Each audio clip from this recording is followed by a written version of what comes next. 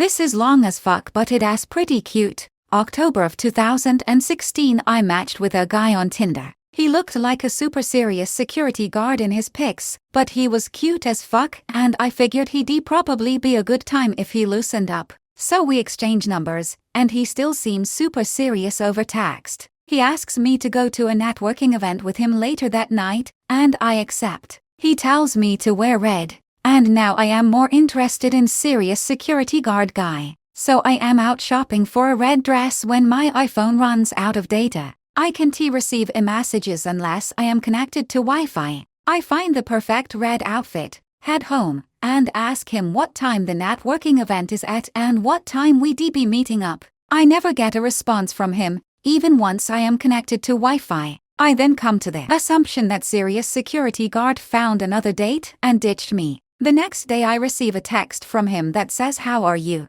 I delete his number and tell all my friends about the asshole who told me to wear red, ditched me, then had the nerve to ask me how I was doing the next day with no explanation of what happened the night before. Later on that day I accompany one of my friends to her doctor's appointment and connect to the hospital's Wi-Fi while in the waiting room. Within a few minutes of connecting, my phone is flooded with messages from the last 24 hours, 4 of which happen to be from the serious security guard. The event is at 7, I can pick you up at 6:30, you still want to go? Hello, you must have dropped your phone in a toilet or something. I felt so bad. Here I had been talking mad shit about this dude for ghosting me. Meanwhile he thinks I did the same thing to him, yet still asked me how I was doing the next day. I explained what happened. I don't think he believed me, but homeboy was still down to meet up. I was going out of town for a wedding that weekend, so I told him we could hang out when I got back. Sure enough, the night I get back into town he hits me up and asks if I'd like to go to the movies. We were discussing movies and times over text and then he calls. We didn't end up going to the movies that night, but we did take bum rips on the phone with each other and talk for 4 hours. Serious security guard was actually cool as fuck.